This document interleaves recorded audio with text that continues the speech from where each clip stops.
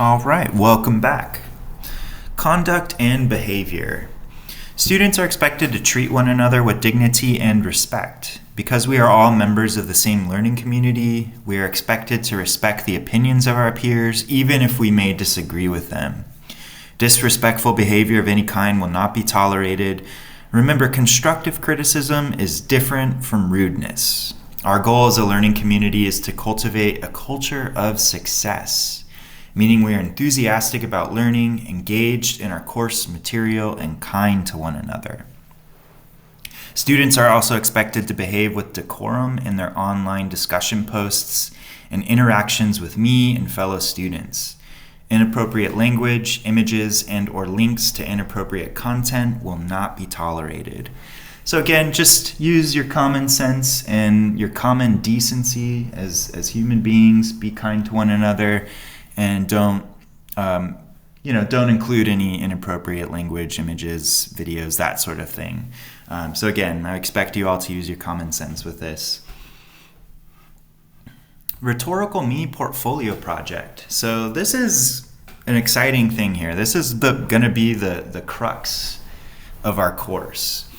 So in our class, rather than writing a series of kind of disconnected, separate essays, we're going to be working on a comprehensive portfolio project. It's going to have different components, and you're going to compose drafts of those different components and submit them throughout the winter session. And I will provide feedback on them, and you'll revise them. But by the end of the winter session, you're going to collect all of the components together in an electronic portfolio that you will then submit as the Rhetorical Me Portfolio Project.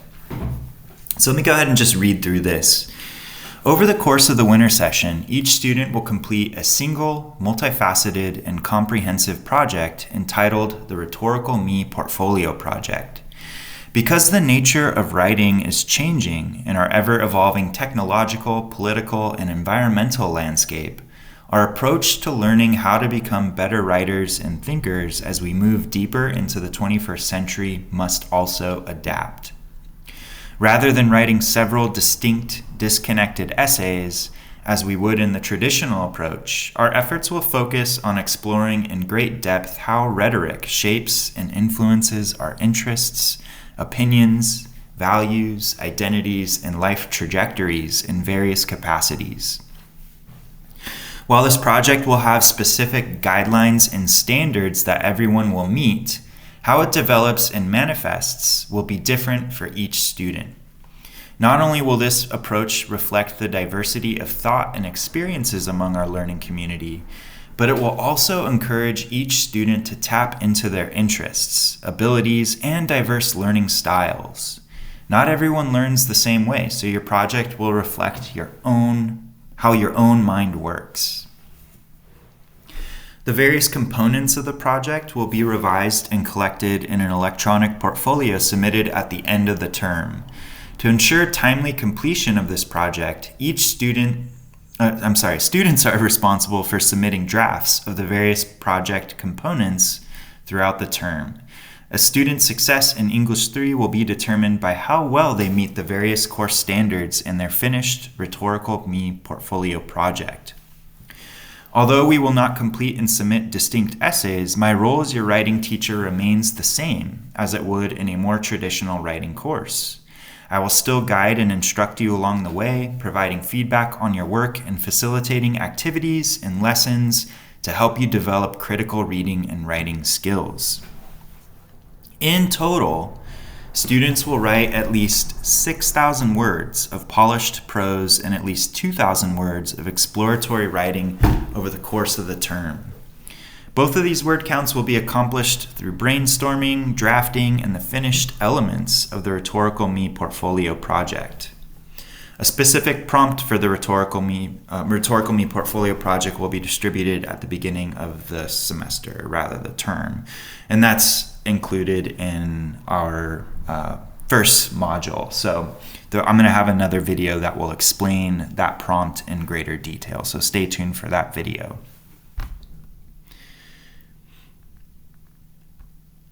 Academic integrity.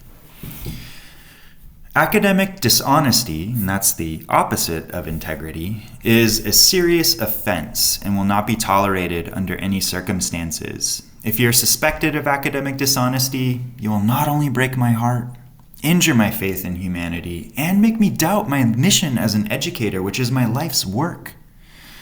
You'll receive disciplinary action. This can result in the immediate failure of the project, this course, probationary action, and or expulsion from the college. It's not worth it.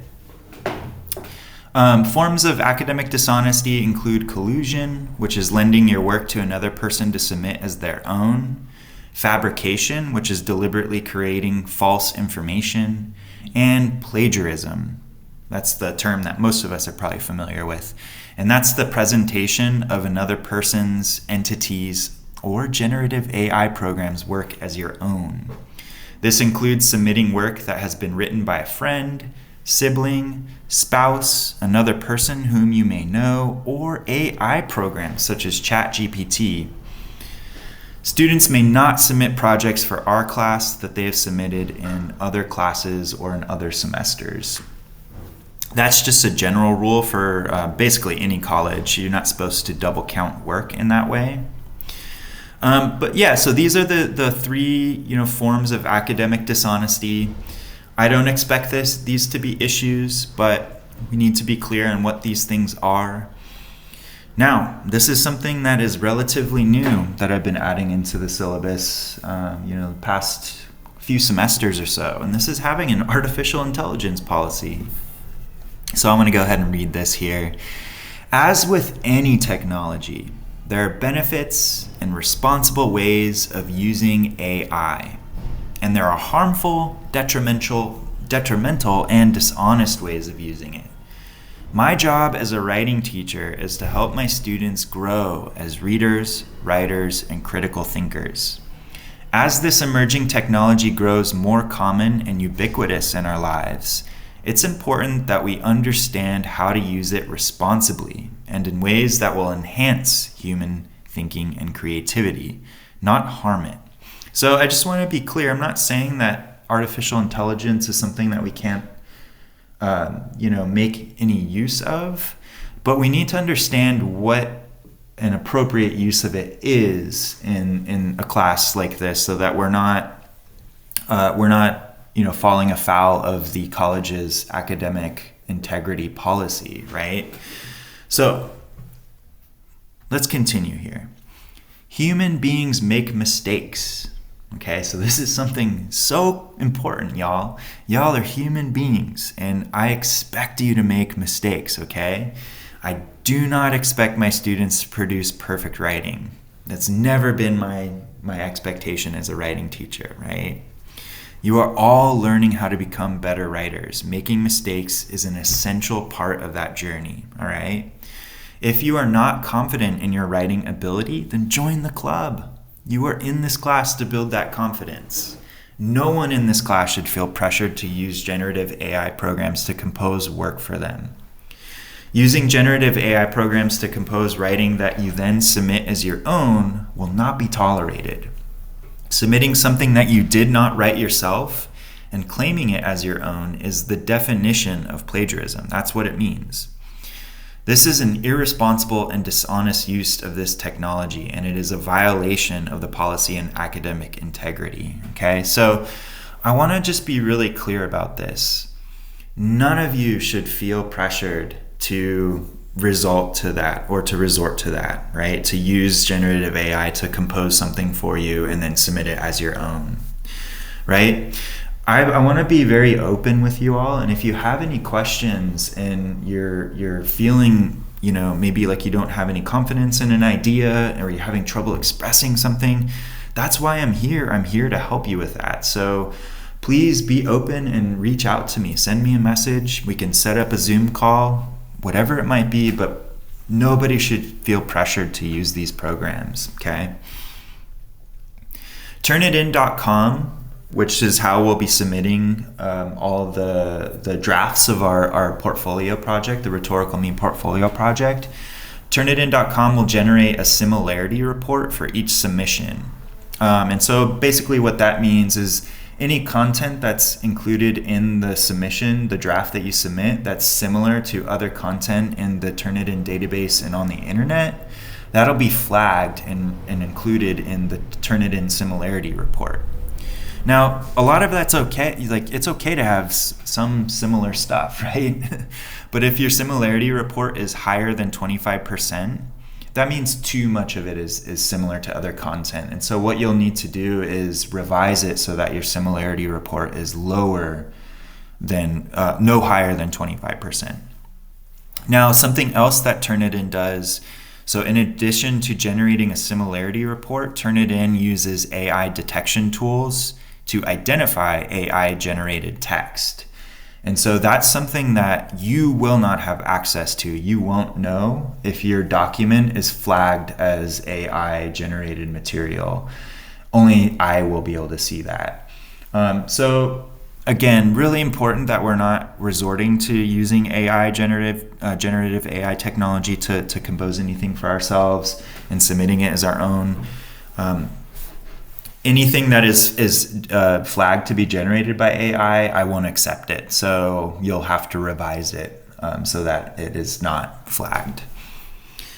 If you are uncertain about what constitutes academic dishonesty or appropriate use of AI, please talk to me. So like I said, I'm open with you all. I want you to feel comfortable in reaching out to me. So if you're not sure, let's talk about it. The important things to keep in mind are communication and transparency. I'm not in the business of busting my students. My sole interest as an educator is to help my students, and y'all are my fellow human beings. I want to help you all reach your potential, right? And so that's really the important thing. So keep that in mind. All right, so some last items on the syllabus. So withdrawal policy, so you're responsible for either completing the course or for withdrawing from the course if you no longer wish to complete it. So it's important that you do that yourself. I won't do it for you. But if you have any questions about that, you can let me know. Special conditions and accommodations. So if you have a disability that requires special accommodations, please contact me within the first. Well, I should have revised this. I'm sorry. Contact me this week. Don't wait till next week. But contact me as soon as possible if this applies to you so that we can get those accommodations going. And I want to make sure that everybody's able to learn as effectively as they can in this class. So I need to know those things. So if this applies to you, send me a message on Canvas, shoot me an email, and we'll try to work through that. Okay. And the same is true just if you have anything coming up that you think might interfere with our course, like you're going to be going out of town one weekend coming up and you're not going to be able to meet a certain deadline, just let me know. Be open with me, let me know, and we'll make alternative arrangements, okay? Student services and resources. So if you click on this link, it'll take you to a comprehensive list of the various support services that Long Beach City College offers to all of our students, right? So just all kinds of resources for you there. All right, so the final thing in the syllabus here is the assessment and grading approach that we're taking. So we do not use points, percentages, or letter grades in our class. The only letter grade you will find will come at the end of the winter term when I submit your final course grade to the college. So that's the only letter grade you're going to see. This means that there are no points or percentage values ascribed to any coursework, and you will not see any points, percentages, or letter grades appear in Canvas. For students to succeed in this course, they will demonstrate mastery on a specific number of course standards, each based on one or more of the student learning outcomes and objectives designated for English 3. So there's, for each of the drafts of the different things that you're submitting for the Rhetorical Me portfolio project, there's going to be a rubric that I'll use to see how you've met certain course standards. And so that will give you some guidance. So for every draft, you'll have that rubric that I will complete, and you'll see which of the course standards you met, which ones you need to work on and revise for your future submissions of that. But by the end of the winter term, when you submit the finished final version of your Rhetorical Me portfolio project, you'll need to make sure that you meet all of the course standards with that project, right? And so the drafts are a way for you to practice that and to see what things you're doing well, what things you need to work on more. But by the end of the term, when you submit that polished final submission of it, everything put together, you'll need to meet all of the course standards in order to succeed in the course. And so how I will assess that, I will use this 0 to 4 scale. So a 4 means that you've exceeded the standard. So not only are you able to do the thing that, not only are you able to do that skill or to demonstrate that skill, but you can do it really well. And so that's what a 4 means. A 3 means that the student has met the standard. They can do it, but there's still some room for improvement.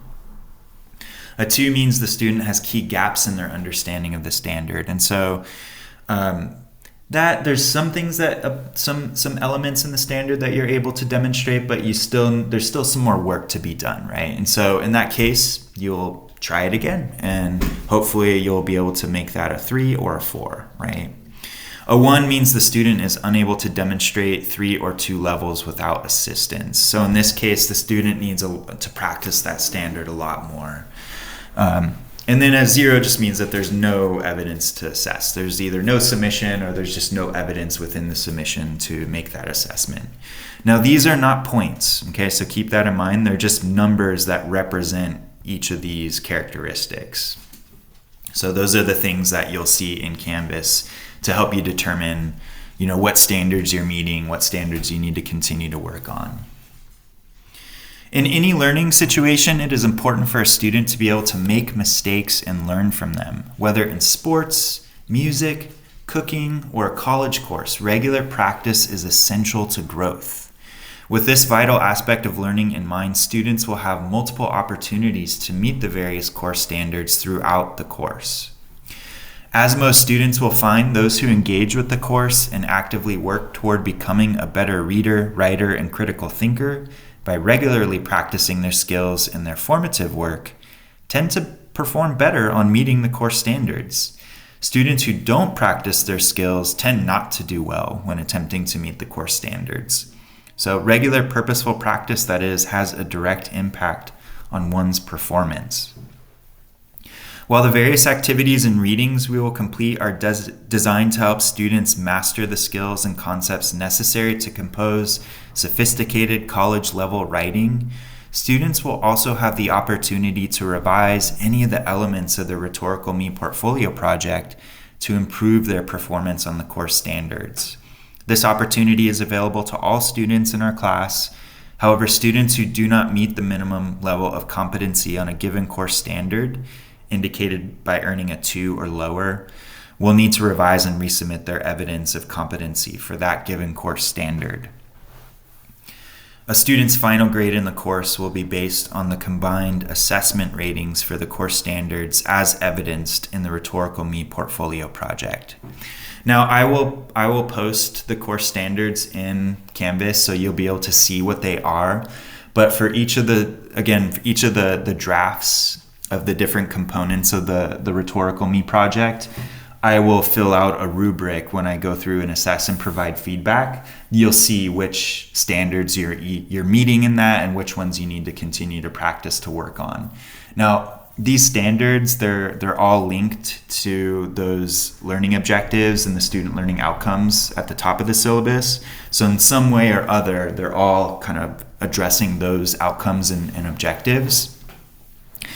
But every student has the opportunity to try something again. So if you try it, you submit something and not many of the course standards were met in that, that's not the end, right? You can revise it using my feedback to be able to address those standards. So everybody has the potential to succeed in this course and to exceed the course standards.